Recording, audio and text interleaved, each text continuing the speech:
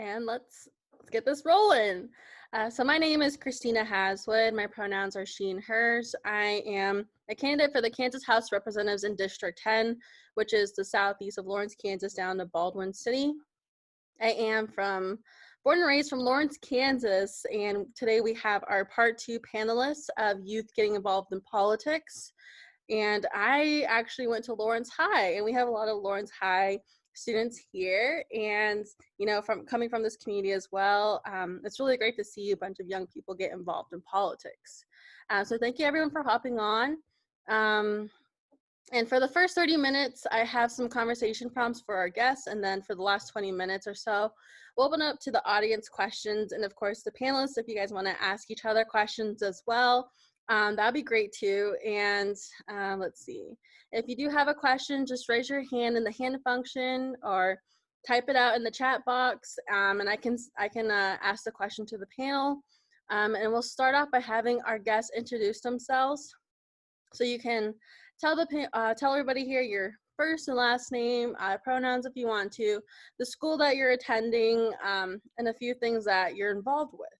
So we'll go ahead and start with Donovan Dillon. Hi, as Christina said, my name is Donovan Dillon, and my pronouns are he, him. I go to Lawrence High School here in town, and I am the programs director for KSHSD, so I pretty much am in charge of planning events. Outside of that, I'm the Lawrence High chapter president, and then I intern for the Sidney Axne campaign in Iowa, and I do a lot of volunteering for local candidates like Barbara Bollier. Thank you so much for being here. Sounds like a great lot of work. So now we'll go on to Kenna McNally. Hi, my name is Kenna. My pronouns are she, her, and I also go to Lawrence High School. I am the vice president of the LHS chapter, and then I'm also a volunteer for Barbara Bollier, and many other things. And then I'm the vice chair of Kansas High School Democrats. Thank you for sharing, Kenna, and thank you for being here. So now we'll go on to Lyle Griggs. Hi, my name is Lyle Griggs, as you said, and I go to Bishop Seabury Academy in Lawrence. My pronouns are he, him, and I am chair of the Kansas High School Democrats and a fellow on the Barbara Bollier campaign. Wow, that's great. Thank you so much for being here and representing Bishop. So now we're going to Morgan Orozco. Orozco, you were close. Hi, I'm Morgan Orozco. My pronouns are she, her. I attend Bishop Seabury Academy here in Lawrence. In terms of political roles, I'm the National Development Director for High School Democrats of America. I'm on Lawrence's Sustainability Advisory Board, and I'm one of the officers at Bishop Seabury's local Young Democrats chapter. So, yeah. Thank you for being here and sharing all that great, wonderful experience that you have. Then now we'll move on to Yova Gilleth. Hey, I'm Yoav Gilad. I'm the president of Free State High School Democrats. I'm the 2nd Congressional District Regional Director for our statewide executive board at High School Democrats. Like Donovan, I also worked with the Sidney Axne campaign, and I'm involved with some local voter-to-voter registration programs and voter registration project across the state. Great. I'm so excited to connect with you and having you be here, and everyone else too. So we're going to go ahead and start off with the first question. First, I'd like to hear a little bit about what got each of you involved in politics at such a young age. I know when I was back in my Lawrence High days, I graduated 2012 to give some context, quite a while ago. I wasn't thinking about politics. I wasn't involved in politics. I was mostly involved in sports, and that took up most of my time. I don't know if some of you are in other extracurricular activities, and how do you manage this crazy life of high school and online. So yeah, I just want to hear you guys' story on how you got involved in politics at such a young age. And we'll start with Donovan. Okay, that is a very, very good question. And a lot of the people you see in this like very panel are the reason that I got involved in politics. I'm originally from Leavenworth, Kansas, and I moved here 5th grade. I was very quiet, very, very shy, kind of stayed that way through middle school. And coming into freshman year, I decided that I was going to break out of my shell, get involved. I like ran for student council. I met Sammy Turner, who is a very big role model for me.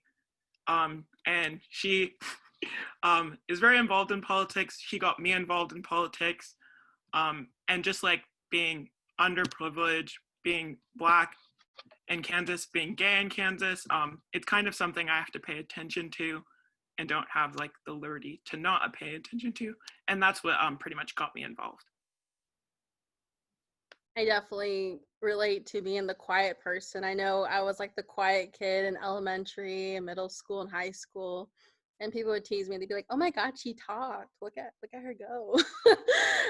But yeah, decided to break out of my shell in college, and I ran for my dorm president. So I see that similar path in you, and just like after one summer, you just go out there and do it. And I appreciate you sharing your story. So now we'll go on to Kenna. Hi, I got involved in politics after the 2016 elections. I was in 7th grade at the time, and I had been we had like a girl power chapter. It didn't really do anything, didn't really mean a lot, but that's okay. And then whenever I got to LHS, I joined the High School Democrats chapter there, and I got involved a lot, which helped me meet some new people. I'd already known Sammy, but I reconnected with her. And then whenever she was founding KSHSD, she reached out. And yeah, I'm really glad that I got involved. That's great to hear your story of how you were organizing, this girl group and carrying that through high school. And I'm glad that Sammy was here to inspire you all too as well. She's been a big help in my campaign. So now we'll go on to Lyle. I'm going to repeat some stuff. So I got involved. I've always been pretty politically inclined, but I really first got directly involved a little bit in 2018 just by myself, and then really when I joined the Kansas High School Dems. So again, Sammy, big role model to me. Just everyone's here is a broken record on that matter. So yeah, so that's how I got involved, and I've been involved ever since. So. Thank you for sharing. Yeah. Woo, go Sammy. So now we'll go on to Morgan. Hi. Okay. So my connection to politics is really weird. So when I've sort of grown up in a traditionally conservative Catholic household, not really according with my political views now, but essentially I got involved in politics starting in 2016 when Trump was elected. I think his anti-Latin rhetoric really struck a chord with me because my family or half my family is from Colombia, and they came here fleeing political turmoil in Colombia because they were involved in politics in Colombia. And so that's sort of how my family ended up in the States. And so if it weren't for the process of immigration, like my family wouldn't have been able to come here. And so when Trump's anti-immigrant, anti-Latin rhetoric really struck a chord with me, and that sort of flipped me towards the Democratic side. And then I just kept going more and more left as time went by. And so, when it hit 2018, I interned for Laura Kelly's campaign, and that really got me into working with politics. And that's where I met, you guessed it, Sammy Turner, who recruited me for Kansas High School Dems. And that year, I was the vice chair for Kansas High School Dems. And later, I was inspired to run for National Executive Board for High School Democrats of America, while also working with Lyle and a couple other kids at Bishop Seabury to form our local chapter, and then also joining the Sustainability Advisory Board. So it all kind of culminated after 2018. But yeah.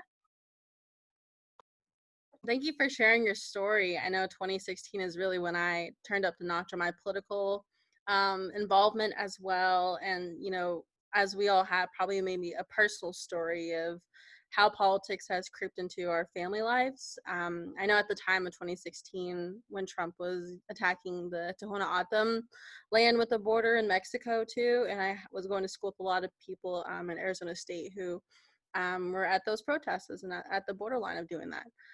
But thank you for sharing. Yeah, wow, I'm so amazed and pumped up for all of you. But now we'll go on to Yova.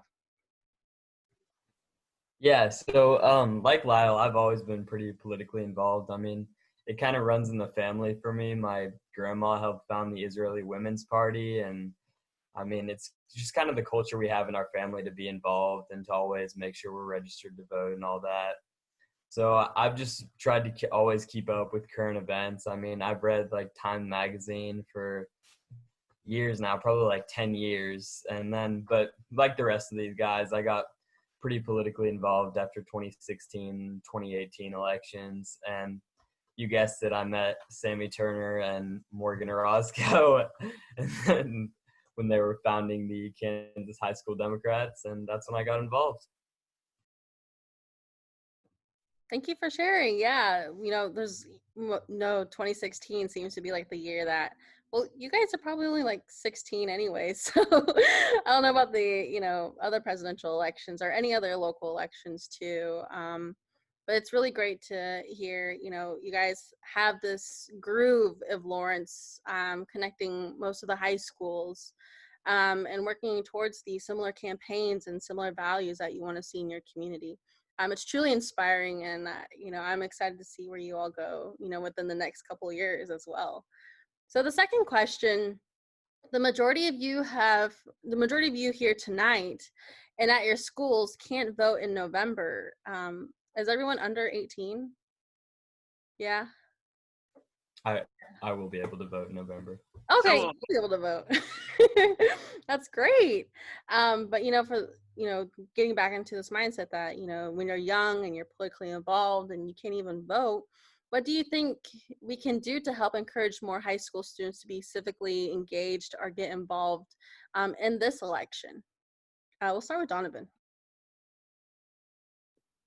First and foremost, I would say just like talking to more kids. I feel like a lot of people feel that children should not be involved in politics, especially the older people that should be like educating them and getting them involved in politics, for the most part. Yeah, I agree too. People treating, people under 18 as children, and a lot of these policy decisions maybe not go in effect until a year or so. But then they're in law for several of years, and then it takes, if it's a bad law, it takes several more years to even, revisit it. So yeah, that's a great answer. What about you, Kenna? Yeah, so I think just like what Donovan said, just like actually talking to young people, because I feel like a lot of young people, they either know what they think or like they think what their parents think. So I think just like helping them become more educated on the matters, that way they can make their own decisions. Yeah, that's pretty much it.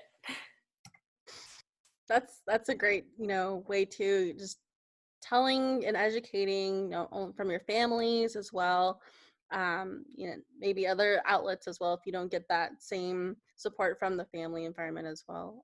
So we'll go on to Lyle. What do you think? How can we get more young high school students civically engaged in these elections? Well, I guess I'll use myself as an example. I've always, as I said, like I've always been politically interested and wanted to get involved, but if you don't know exactly how to get involved or what's the best way to be most effective as a volunteer, it's hard to get started, and it's sort of hard to it's just hard to break through that initial step. So I think just providing people, and this is sort of a plug, but providing people with like an opportunity to talk with other students who are similarly interested and get connected with volunteer opportunities through other high schoolers is a great way of doing that, just so that it's easier for them. And then once you start volunteering, you know how, and you can really get used to it and do it more.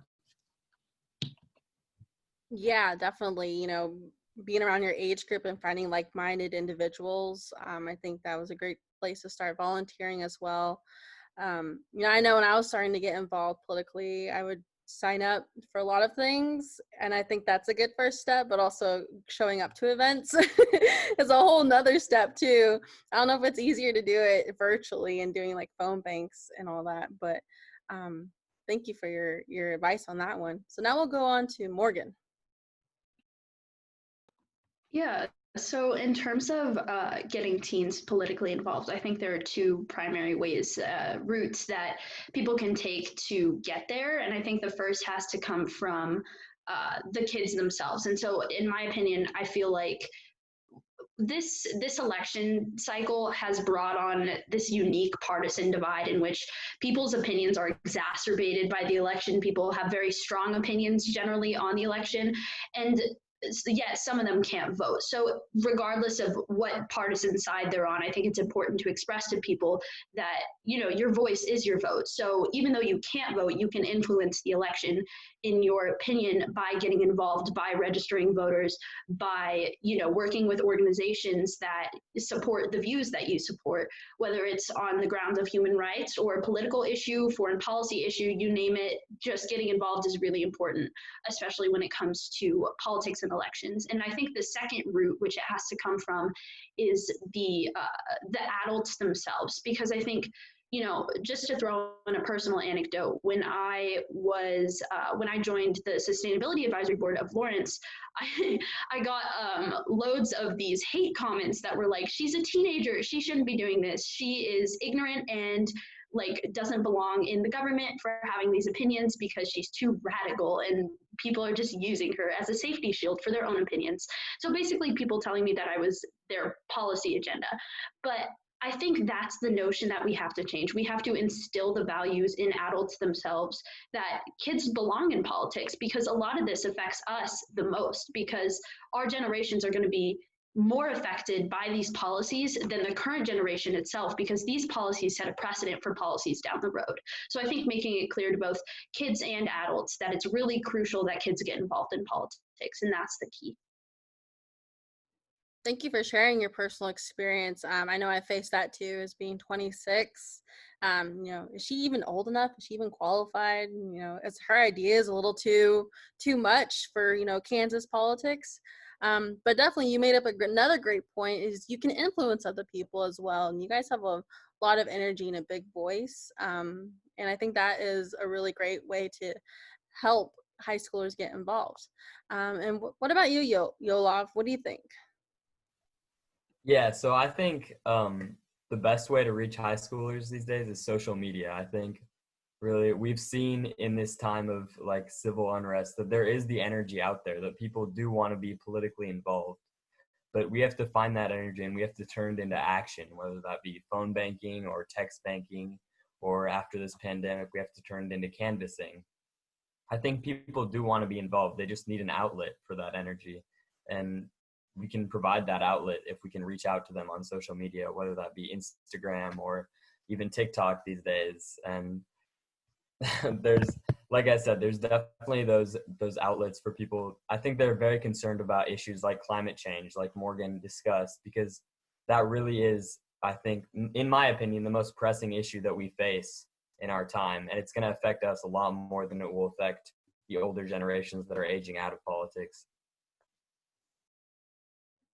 You did bring up a really great point of, people want to get involved, but they need an outlet. And providing those outlets, and especially during a pandemic when campaigns look extremely different, social media, and utilizing social media. I know in my primary, a couple of us utilize TikTok too, and just trying to reach as much as possible, exhausting all options. You brought up some really great points. So the next question, as a student, what issues are important to you, and what do you want to see in the next legislative session? State, try and keep it state, or you can go out to federal too. And are there any issues at your school that you'd like the community to help with? So I know a lot of you talked about the climate crisis. Feel free to elaborate, or bring up more issues. I know there's a long list of issues in our community. So what do you think about it, Donovan? So first and foremost for me, two big ones that I think that Kansas could do a bit better on is environmental issues and then just Medicaid expansion. I feel like it's long past due and about time that we've addressed those issues. And then like on a national level, there's a lot of social unrest and things that we need to improve infrastructure on and reinvest in other systems, if that makes sense.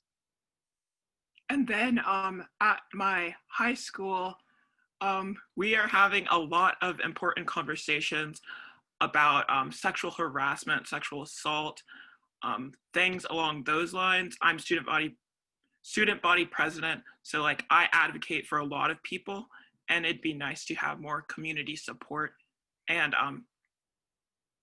access to like adults and professionals in the field with helping our high school on those issues. So you've seen it firsthand where we need to invest more in our resources instead of other places where, connecting, students to these professionals and resources to help them with the issues instead of, what's traditionally been done, such as having law enforcement in the school and with that system as well. Thank you for sharing that. So now we'll go on to Kenna. So my big goals for Kansas right now are banning conversion therapy and then Medicaid expansion. And then on the federal level, just like a redistribution of funding away from the police forces. And then also, just like getting Trump out of office. But, and then as Donovan said, right now our school is kind of going through like a mini Me Too movement and just trying to combat like the misogyny and the overall like protection of students that sexually harass and sexually assault other students, especially if they are sports players. So yeah, just having community support for there to be real action taken. I know that like a lot of people are super into LHS football, and so they don't want to see like one of our star players go down. But something needs to be done, so it's not just like, oh, you can get away with whatever you want because you are a starting player. Sounds like I'm hearing this issue is and I hear the similar issue too at the college level with KU, and it's really concerning. But thank you for sharing. I think, maybe this issue, is prevalent in your guys' schools, but maybe it's being overshadowed by COVID-19 and everyone trying to get things set in with online schools. Thank you for sharing and bringing that issue to my attention. So now we'll move on to Lyle. So I'll try not to repeat too much of what's already been said. So I guess I know that this is Kansas and there's so much stuff that I would want to get done in the legislature, but I'll focus on what I hope is realistic. So that's really two main things. One of them is just fair redistricting. 2021, it's a post-census year, we'll be redistricting, and that's one of the main reasons that we really need to break the Republican supermajority in the House and Senate, which we're so close to doing. So that's an immediate priority, just preventing gerrymandering in the next legislative session. But then the next thing, as a lot of people have said, is Medicaid expansion. There's no reason at this point that we haven't done it. I mean, we're an island among the states, among our neighboring states. We haven't expanded. Even Oklahoma, which, Trump is up like 25 in Oklahoma, and yet they passed Medicaid expansion. So we need to do that. It's a no-brainer, and I think it can happen. So. Yeah, this issue of Medicaid expansion, to me, it just seems like a disservice to the state of Kansas and Kansans. I was showing Sammy this website. I think it's like Kansas Alliance, where when the ACA was passed and Kansas had an opportunity in like 2014 to pass it, we could have saved like $7 billion. And it's this ongoing calculator too of what we could have saved, especially during now in the pandemic, to not have passed it last legislative session. Yeah, I definitely agree. That's one of the biggest issues here in the state of Kansas, especially when our neighbor states have already done it. All right, so now we'll move on to Morgan. Yeah, thanks. So I think the priorities for me, at the risk of sounding redundant, are A, Medicaid expansion, and B, environmental related policies, because whether it's like sustainable ag or, promoting renewable energy, I think there are a lot of different things that need to happen in Kansas, especially given our connection to ag. And quite honestly, like that must be a priority in the future if we hope to in any way help the environment within the coming years. And so that has to be priority.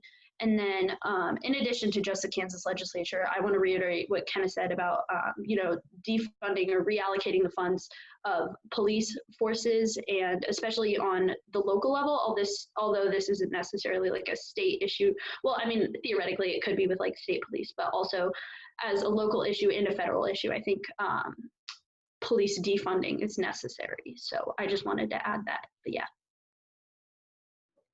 Thank you for bringing up the issue with agriculture. I know here in the state of Kansas, many of you said that we could definitely do better. And I know Representative Reese Shue, he's on the agricultural committee, and I saw on his tweet saying, people ask why is a representative from Johnson County on the agricultural committee?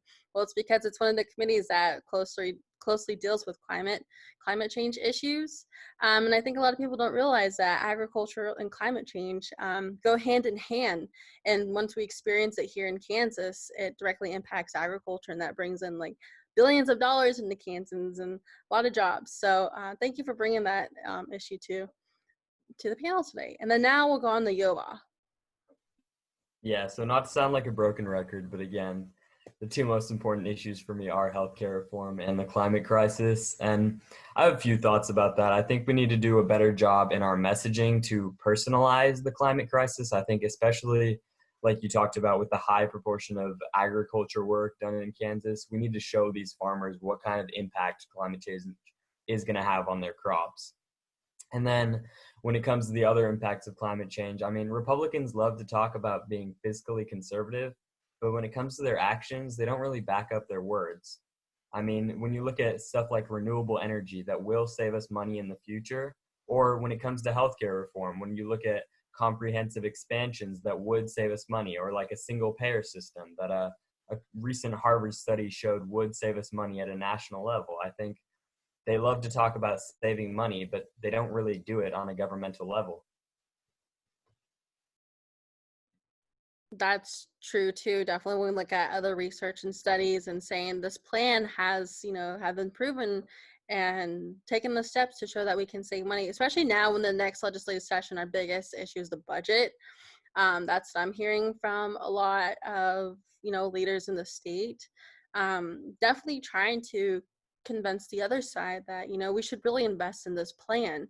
Even though it might not benefit you, automatically, it's going to help the entire state.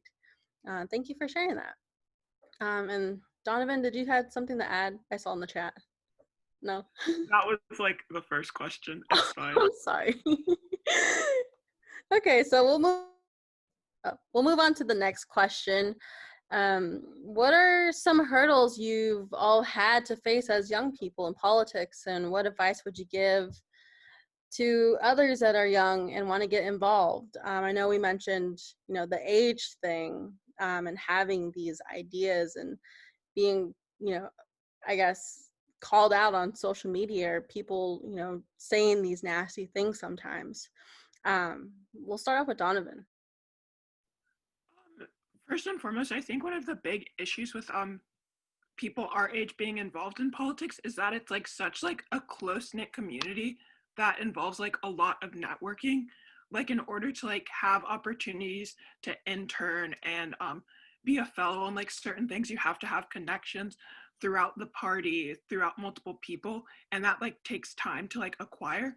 And for like young people with like balancing school, sports, activities, college, like it's a lot to do. And I feel like if we made that more accessible, it would allow a lot more people to be involved in politics. That, So my yeah. oh, Oh, go ahead. Sorry. my advice to kids my age would be to network first with people your age and then start something on your own. Like Sammy, she founded the Kansas High School Democrats, and now we have a lot of members. We have chapters across the state, and it's only grown since there. And that's like provided me with opportunities and a lot of other people in this room. Yeah, you bring up a good point of, first saying like how politics, it's all about networking and who you know, to get a good foot in the door. And um, with the high school Democrats as well, and having this close, tight knit community. Do you have any tips for young people on networking? Do you think you got it down?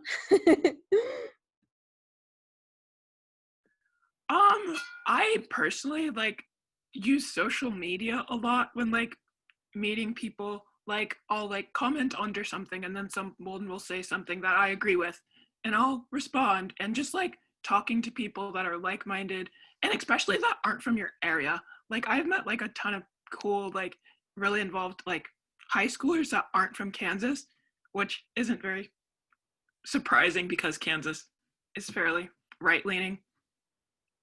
But like meeting other people from different areas also has its benefits.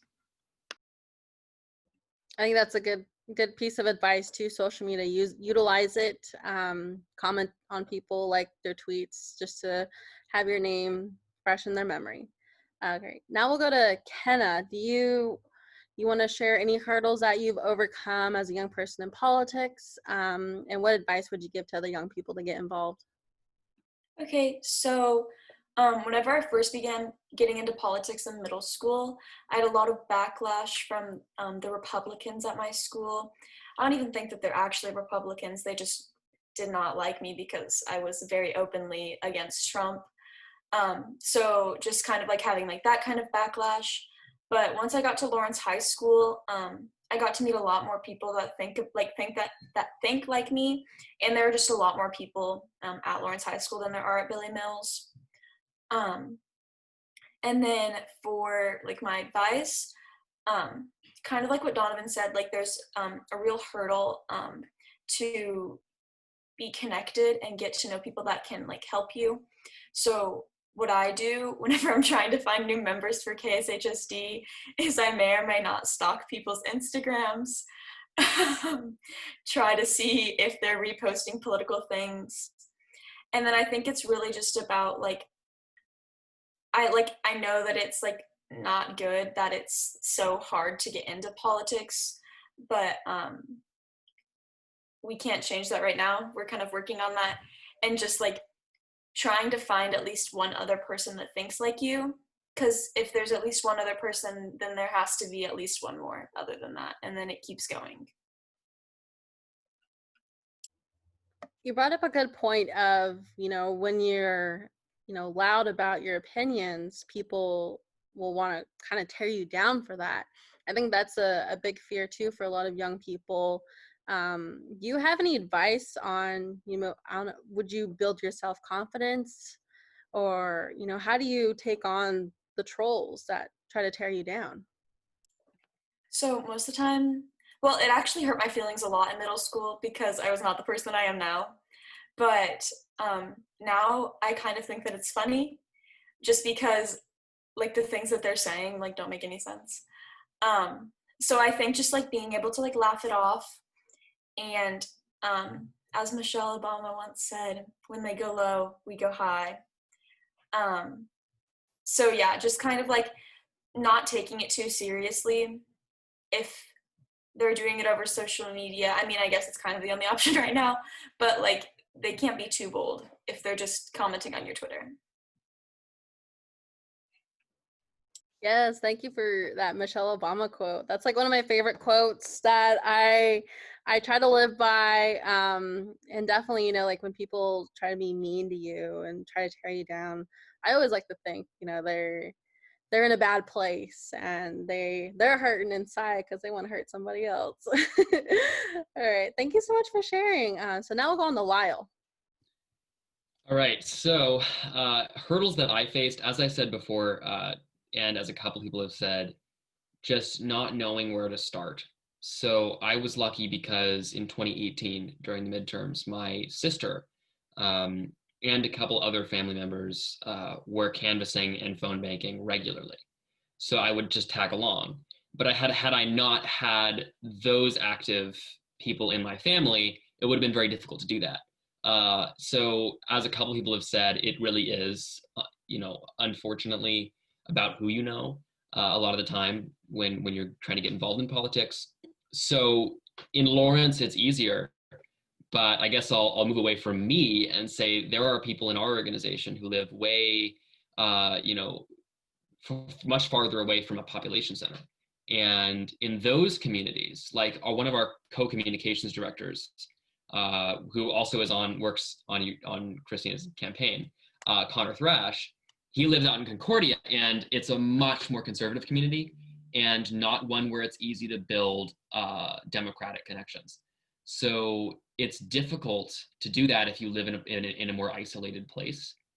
So I think, honestly, as awful as this has been in a lot of aspects, the pandemic has shown people that you can connect virtually and you can build effective virtual organizations that bridge those geographical gaps. So I think that's important, just trying to stay involved and get involved and stay involved virtually. But so yeah, that is sort of, that's what I'd say, just getting involved in organizations that can function virtually. Do you have a recommendation for students? Do you find people more on Instagram or Twitter, or do your organization utilize Facebook more?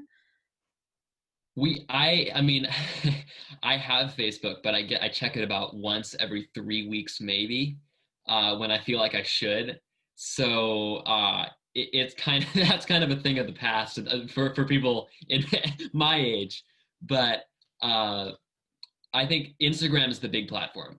So the high school Dems, we have about twice as many followers on Instagram as we do on Twitter, for example. Whereas the Kansas Young Democrats, it's like the opposite. So that does show that high schoolers are really active on Instagram. So it sounds like if you want to get involved, Instagram would be a great step. Follow Kansas High School Democrats. Even if you're not a social media person, I know I found when I was trying to get my foot in the door to other organizations that are more professional, creating a professional social media account. You don't have to, use it personally, and you can post more professional things. I don't know. I think that's a tip, but thank you for sharing. Yeah. Man, I felt old when you said Facebook wasn't relevant anymore. That's one of the big things with like my campaign is everyone's on Facebook, but then, we have an older demographic. So thank you so much for sharing. And now we'll go on to Morgan. What are some hurdles that you face as a young person in politics? And what advice would you give to younger students who want to get involved? Sure, thank you so much. So I think, so I just want to preface this with saying, in general, I think the biggest issue for high schoolers as a whole, like this is not an issue that I've faced, but I think a really big issue for high schoolers getting involved in politics is accessibility, especially when it comes to students in low-income communities especially urban communities that don't have as much access to connections through different activities, like for instance, speech and debate, or different political clubs, or academically related activities. Often people don't develop those bonds and connections that are necessary to get politically involved. So I just want to preface the personal hurdles that I faced by saying that, in my opinion, is the biggest hurdle that teens face in politics, is the lack of connections, especially in socioeconomically disadvantaged communities. In terms of hurdles that I faced, I think the biggest one is doubt from adults, especially with, as I mentioned earlier, the hate comments. As a member of Lawrence's one of Lawrence's boards. And given it's a fairly minor position in the city government, so if I had been running for an elected position in the city government, I probably would have gotten a lot more hate because I'm 17 years old, and like when I started I was 16, and like people just thought, I was ignorant, I'm too young, I don't have, the right opinions on things in their opinion. And so I think the biggest hurdle that I've faced is overcoming the notion that even with my experience on the board now, I still get the vibe from a lot of people that they doubt me because I'm a kid and I have things explained to me like I'm a toddler. Like people will talk to me like I have no conceptualization of the government or any of its facets. And so, I mean, that's one thing. And then the second thing is specifically misogyny in politics. And like this is an issue that occurs, it occurs in every facet of society, but specifically in politics and teenage politics. So when running for my position in national HSDA, I was told by a lot of people that, like within the first week of the election, people were like, oh, you're going to lose, but it's fine. You can just work that out later. Like they just thought I was going to lose. I was running against, I think, 3 guys before 2 of them dropped out and endorsed me, which then I later won, obviously. But I think a lot of the doubt I faced was really rooted in misogyny because a lot of the things that I was told was like, oh, you're not a threat, or like things like that. And so I think that's an issue that needs to be addressed. And so I think in terms of advice I would give to young people looking to get involved, I would say, build those connections as best as you can. I know in some communities it's really difficult to find people who are like-minded or who also want to get politically involved, but building connections.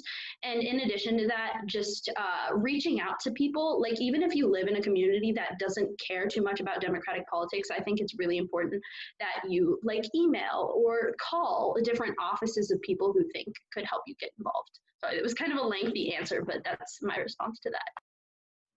You definitely put up the great point that, if your school doesn't offer the resources such as debate or forensics or something that's more used in politics, then there's really not going to be an easy step to get into it. And, you brought up, going on the board. I like to learn more about the process of how you got on the Lawrence, one of the boards. And is there an age limit? Would you recommend more high school students to get involved in our local city government like that? Yeah, absolutely. So that's actually something I've been trying to get people involved with for a while. So technically, the city had to look into this when I applied for the city commission to vote on my position on the board. Sorry, that was kind of a long sentence, but they had to look into it because they like weren't sure if there was an age limit. So they had to look into like different laws and stuff. And so eventually they concluded that there wasn't. So I really, really encourage anyone who wants to get involved, especially in local politics and wants to have like an official city position, to vie for one of those positions, or even on the county commission if you don't live within the city limits, because I know that's also an option.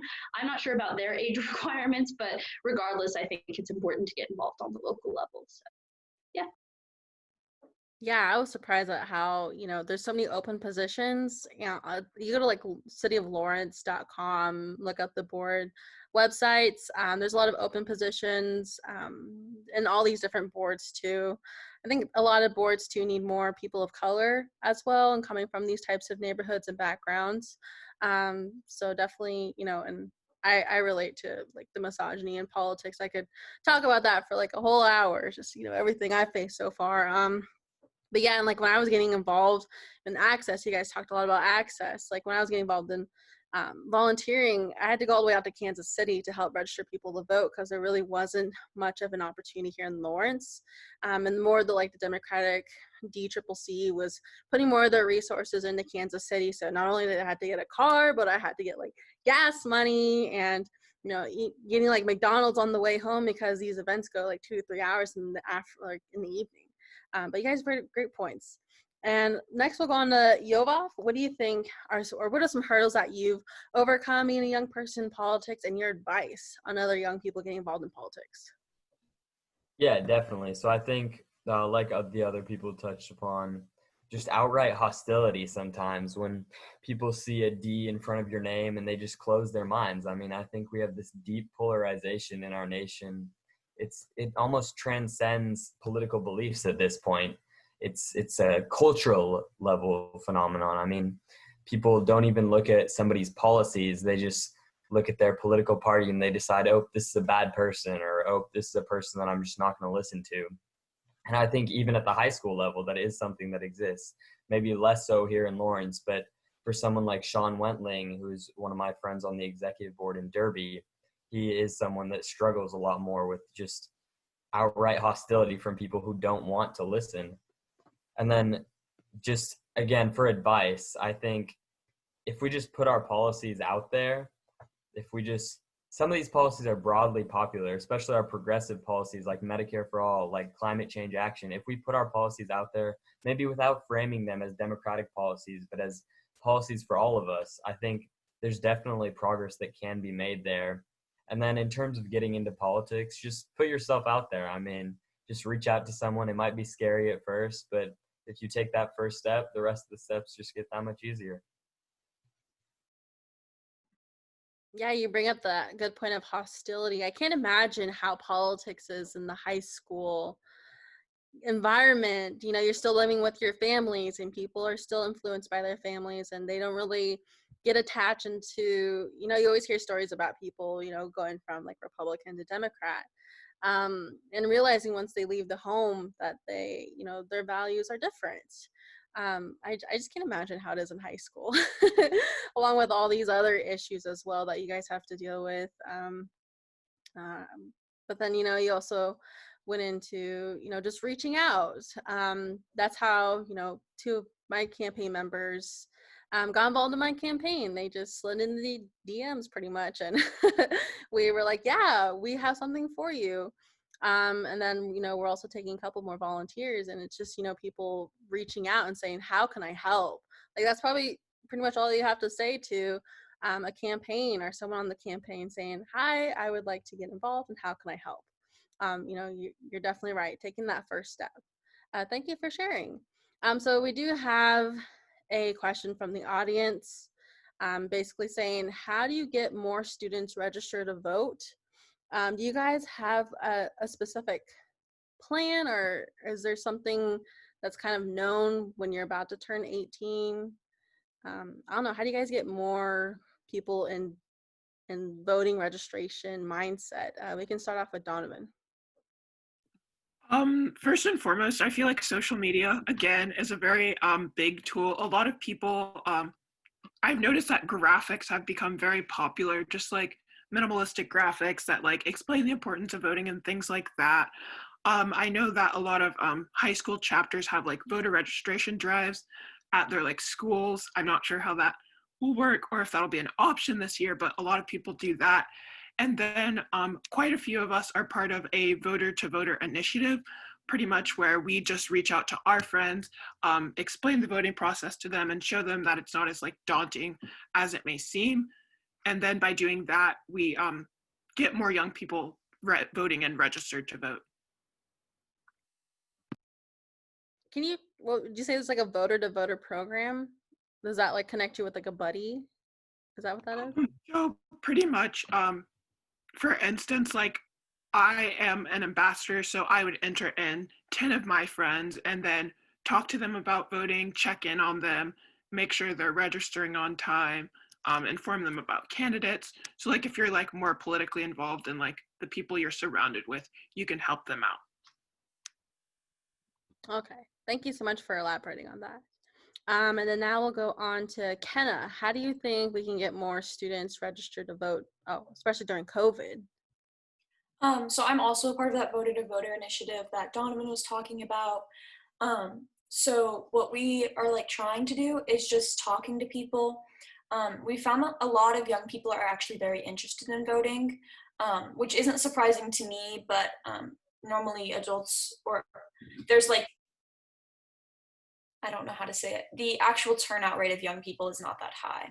Like they may be registered, but they're not actually voting. So getting them registered and then also getting them to actually like mail in their ballots or go to the polls if that's what they choose to do. And so you can, I've been reaching out to people through voter to voter, and then also just like giving people the link of ksvotes.org, which is a super simple way to get registered. And then also the National HSDA has introduced, it's like a map thing, and it shows you people in your area that are not registered. It doesn't actually tell you their names, it just gives you their addresses. So it's more beneficial if we were able to canvass, but it's a way to like target your work, I guess is the only word I can think of, to certain areas. That's great. It sounds like this voter to voter program is something that you guys are really familiar with. That, what did you say, like some kind of program that lets you see who's in your neighborhood that hasn't registered to vote yet? You know, what was that called again? Let me see if I can find out. I don't really remember. I looked at it like once and I was like, I don't know how to use this. It sounds kind of scary. Yeah, I was like, Okay, well, if you find that, you can just put that in the chat or I can come back to you. So now we'll go on to Lyle. Yeah, so that's one of the things we're trying to figure out right now, because traditionally, what we try to do is, I know that one of our chapters last year they did this. They had a voter registration drive just at lunch. Now this year, that's a lot more difficult to do. We might be able to do that, but it's less likely. There's some schools that may not even go back in person until after Election Day. So we're trying to figure that out. And as Kenna said, we're working we're working on doing voter to voter individually. But then we're trying to figure out if there are other ways we can do this. For example, one thing that's become sort of popular is like friend banks. So instead of a phone bank with a big list of people you've never heard of, it's you all get on a Zoom call and you just call people you know and make sure that they're registered. And that's a little bit awkward sometimes, but it's more effective because you actually have influence over them, you know them. And so that's a way of doing it that it's a little harder. It's a little bit more uncomfortable for some people, but it's effective and it's completely safe. So. And do you know, I think I've heard of something of like getting younger people registered to vote before they turn 18. Are you familiar with that? Yeah, you could do that in Kansas. I'm sure that, I think a lot of people do. I'm sure someone else can speak more specifically to the details of that, but. Okay, is that what you mean when you guys would do like lunch voter registration drives? Would that be a big part of it? Yeah, so I know at Seabury, we have our Dean of Students is really active in the League of Women Voters. So we do that. So we have our own school hosted opportunity for people to register to vote every year for the seniors. And in this case, it's just high school Dems chapters doing that, because typically public schools, I don't know if there's an opportunity for that, but yeah. Okay. Thank you so much for giving suggestions too on how we can get more people to register to vote. I like the whole friend phone bank thing. That sounds pretty fun. Okay, now we'll go on to Morgan. So once again, at the risk of sounding redundant, I just want to reiterate the importance of reaching out to people you know and ensuring that they're registered to vote, because I know a lot of it's to put it simply, it's so effective when you know them. Like, I mean, it's 100% a different deal when you're talking to someone that has no idea who you are or vaguely knows who you are over the phone or, you know, through a text bank. And when you're talking to them, there's no connection. There's no real incentive for them to do anything that you tell them to. But, you know, when you call a friend or DM them on Instagram or something to that effect, it's infinitely more persuasive because you have that personal connection with them. So there's that. And then in addition to that, I would say getting involved with organizations like League of Women Voters specifically. I know that's one that I've worked with in the past, and it's been absolutely amazing in registering voters from both parties. And I really enjoy working with them because it's always a fun experience, especially like working at Lawrence's Farmers Market. That's been cool to register voters. So just stuff like that. Yeah.